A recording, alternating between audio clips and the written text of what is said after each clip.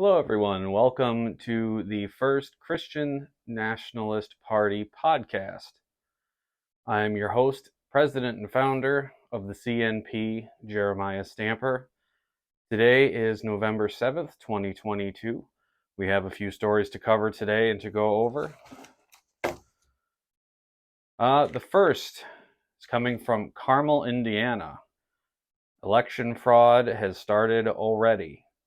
A poll worker, who will remain unnamed for probably libel reasons, has been caught switching machines or pre-selecting straight ticket Democrat votes and then purposefully being obtuse when talking to people going in to vote to make it difficult for them to change.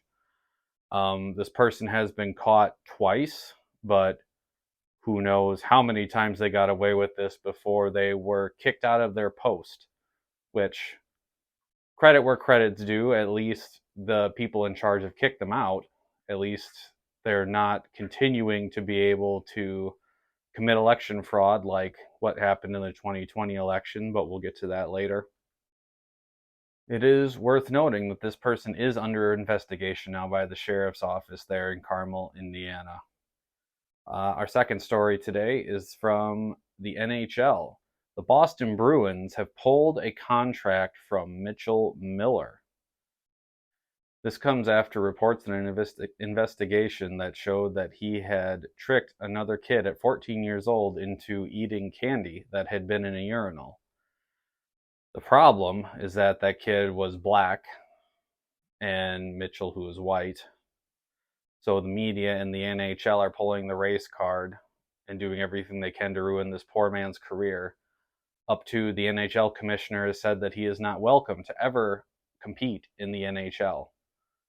All for one dumb mistake he made when he was 14 years old that was not actually driven by race. 14-year-old boys do very dumb stuff like this all the time. The things me and my friends did to each other could probably have gotten all of us arrested. This isn't like he went out there in a white hood and beat an African American for just simply being black. He pulled a prank on another kid as a teenage boy.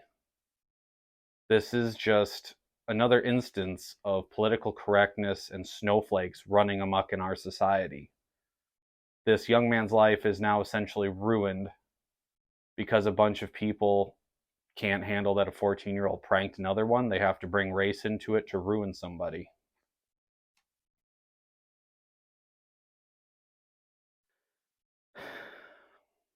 And this just goes to show that there is racism against whites in America.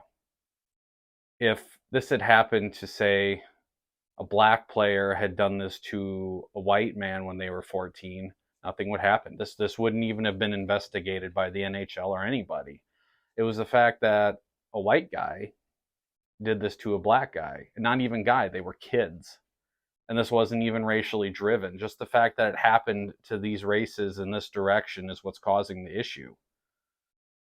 That's racism. You're holding whites to a standard that minorities are not held to. Because of the color of their skin, or lack of color in their skin, however you want to put it, they're being held to a higher standard and being hurt for it. That is the definition of racism. Our next story is a new law has gone into effect in New York City for pay transparency. This law makes it so that all employers who post positions have to post the salary for those positions, which means that this incredibly private thing, your pay, that you don't share with your buddies, that you don't even share with most of the people in your family, is now becoming public record, is becoming public knowledge. This is just another degradation of society by our generation. Unfortunately, the millennials and Gen Z have done quite a bit to destroy our country. They already destroyed professionalism. They've destroyed the arts. They've destroyed law and order. And now they're taking what should be a very private piece of information and making it public knowledge, which is utterly disgusting. I mean, I've never shared my salary with coworkers, with my friends, with anyone outside of my wife, because you're not supposed to. That's private information. That's something you share with the IRS and your boss and your wife. That's not something the rest of the public has any business to know or should know. And now we have a law stating that everyone should know it. It's just another horrible instance of government overreach, which they tend to be doing a lot of under the Biden administration, who Biden shouldn't even be in office because the 2020 election was rigged. It was stolen. Anyone who looks at any sort of evidence, anyone who tracks the charts of votes counted, anyone with half a brain who doesn't just believe whatever the mainstream media tells them knows that Trump is the legitimate president and Biden shouldn't even be in there. I'm going to call him former Vice President Biden because he's not president. And now, from our first story that we talked about, it looks like they're doing it all over again.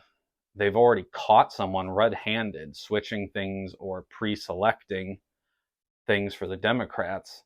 So how many thousands of people are doing this and not getting caught? How many hundreds, if maybe thousands of votes did this person change before they got caught, and caught twice before they took them out? It's not like the very first instance they said, we need to remove you and check everything that you've done. They had to catch him twice. And now I don't even think they're doing like a strict audit or anything, which they should be doing for absolutely everything in that county now. But as we learned in 2020, they don't like to audit anything, or at least not do a full forensic audit like they should have. In my home state of Wisconsin, unfortunately, we have Robin Voss to thank for that one. We could have had a full forensic audit, but that man is a coward who needs to be voted out of office. My big fear is that although we should have a red wave here in the midterms, we're not going to have it because of fraud that's been committed out in the open, fraud that's been committed since 2020, and no one does anything about it. No one seems to care other than us conspiracy theorists. But that's part of the reason I decided to create this party, the Christian Nationalist Party. It's for conservatives who are sick of the rhinos, who are sick of the Republicans not doing what they're supposed to be doing, especially on a state level. This has been ridiculous. I cannot believe that so many people we voted for have just not fought for their constituents. And we see people like in the federal level, like Mitch McConnell and Mitt Romney, that are just Democrats. That's all they are. We thought they were Republicans. They used to be, but then they turned tail and ruined it for everybody. I mean, and now, unless you get in as some representative low level, you can't be a true conservative anymore and in the Republican Party. So if you're sick of that, sick of it as I was, you can come on over to the Christian Nationalist Party, where we actually hold to true conservative notions, to Christian values as our forefathers and founding fathers intended for this country. We have so much at stake for these midterms. So much. Former President Biden and his ilk have been trying to ruin the country for the last 2 years, and they've been succeeding at it. Gas has nearly doubled. Groceries have nearly doubled. As someone with a large family to feed, this has been almost crippling. Where by the grace of God, we're making it, but not by much. And this is going to continue to get worse unless we can block and stop and even reverse a lot of the policies that are coming from who's ever pulling the strings, because we know that former Vice President Biden is not in his right mind. By no means is he capable of his own thoughts. He's obviously in some late stage dementia, whether that be Alzheimer's or something. Someone behind him is pulling these strings, and it's some globalist agenda, because that's what they like to do. They've been trying to ruin our country for decades. And the sad thing is, they've been succeeding. But with these midterms, thankfully, I've been seeing news reports of a lot of patriots actually guarding these boxes, of seeing sheriff's office guarding these ballot boxes and actually questioning people and making sure that these votes are legitimate. Unfortunately, it's not happening everywhere like it should be. And unfortunately, we don't have common sense things like voter ID put in place nationwide, which there should be. There should be very tight restrictions on who, how, what, when, and where can vote. But unfortunately, because of a bunch of race-baiting snowflakes, we don't have those in place anymore. As far as I'm concerned, any minority is just as capable as I am of going and getting an ID, especially since they're free if you're not getting a driver's license. They're all intelligent enough to work out where they go and what paperwork they need to get one so they can go vote. To think otherwise is incredibly racist, but the Democrats have always been incredibly racist. They are the party that founded the Ku Klux Klan. But I digress. The fact of the matter is, no matter what we think, you need to go out and vote. And we need to vote for good conservative candidates, and we need to take our country back, because we are on the edge. We are on the cusp of losing our republic. And yes, it's a republic. It's not a democracy. We do not directly vote on every policy. We vote for people to make decisions on policy for us. That's a republic, not a democracy. Get it straight, Democrats. Things are rough right now. They've been rough for a couple of years, but we can turn it around. We have before. We survived Carter. We survived Obama. Our country's going to survive this. With any luck, we'll get Trump back in 24. Maybe DeSantis. I like DeSantis a lot, but I kind of lean on the devil you know is better than the devil you don't. We know exactly what Trump will do, how he'll behave, that he'll go for his promises. We don't know if DeSantis gets into office as president that he won't just pull a Romney and be a turncoat, but I doubt that would happen. If DeSantis runs, I will happily vote for him if he beats Trump out in the primaries. I'm not saying DeSantis is a bad politician or a bad guy by any means. We know for a fact what's going to happen with Trump. We don't know for a fact what will happen if DeSantis gets in. But I will give him the benefit of the doubt for sure with how good he's done in Florida. Anyway, those are our main stories today. If you are interested in the Christian Nationalist Party, you can find us at CNP 1776 on Twitter. And you can find us on YouTube, which if you're watching this, you already have at CNP News. On Twitter, we are linked to our website, which is not fully up and running yet. I still need to get the domain, but that will be coming soon. And once it does, I will provide links in both Twitter and here on YouTube. Until then, it is on Wix. If I remember, I will put the link in. I may not remember. Pretty busy with all of these kids, especially with election season and this horrible economy. Going forward, these videos will get longer. This is my first one. I just wanted to sort of cut my teeth, figure out the microphone, figure out editing, etc.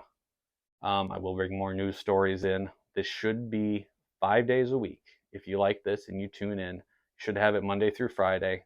If you follow on Twitter, I do publish written articles on there, which will take you directly to the website. So actually, if you follow us on Twitter at C as in Charlie, N as in November, P as in Paul, 1776, and you click on any of our links to articles that I write, you will be taken directly to the website. From there, you can go, there's links directly to our merchandise, to YouTube, to Twitter. There's a statement from me on there. I'm constantly going to be adding to it. Just last week, we got the merchandise store up, which is great. It's fantastic. Mugs, hats, shirts, hoodies, bags. We are very new. The Christian Nationalist Party is only a couple months old. Been sweating away at home trying to get it off the ground because conservatives deserve better. We deserve better than the McConnells and the Romneys and all the people that have been working with liberals to destroy our country. We deserve our Christian nation back, like the founding fathers had intended. Our Constitution can only work for a Christian people. It can't work for any other group of people. I believe that was said by President Madison. That's what this country was founded on. It was founded on Christian conservative values, and we're going to bring them back. Now, that does not mean any of the things that liberals are going to infer here. That does not mean racist. That does not mean sexist. That does not mean any of that stuff. I don't care what color you are. If you love your country and you're a Christian, you're welcome here. Those are the two things. Do you love your country? Are you a nationalist? And are you a Christian? If you fit those two things, this is the party for you. Okay? I mean, we're isolationist. We don't want to keep giving away our money to every single bleeding heart cause in the world. We don't want to have floods of millions of illegal immigrants. We don't want to keep buying and importing from China. We want to make our own stuff, by Americans for Americans. We want our economy to be all about America. We want our troops to be here in America. We don't want to be policing the world anymore, but we want to support them and have a well-funded military. We are anti-abortion, so pro-life. No abortion for any reason. You shouldn't be murdering a baby. It's not that baby's fault that anything else has happened to you. We are pro-Second Amendment, which should be pretty obvious. The ATF is a criminal organization. All gun laws are infringements on your rights. This is sort of the basics of the CNP. You can learn a lot more from the website, from my other writings. And if you keep tuning in here, if you enjoyed this at all, you want to see, or even if you hate it and you want to see where it goes, hit like, hit subscribe, hit the notification bell. These videos are going to start coming in 5 days a week. I'm going to keep publishing. We're going to grow. We're going to make a difference. Hopefully starting here in Wisconsin first. I'm hoping to run for governor 2026. Get rid of these lousy liberal Democrats. Get rid of the rhinos that we have. And we can do it. Grassroots parties can be very powerful as long as you do the legwork. And I want this party to stay grassroots. I don't want to run the risk of it turning into what the Republican Party turned into. So with your help, we can do this. We can take back our nation. Together we're strong. Now, until next time, may God keep you and richly bless you. I'll see you all again soon.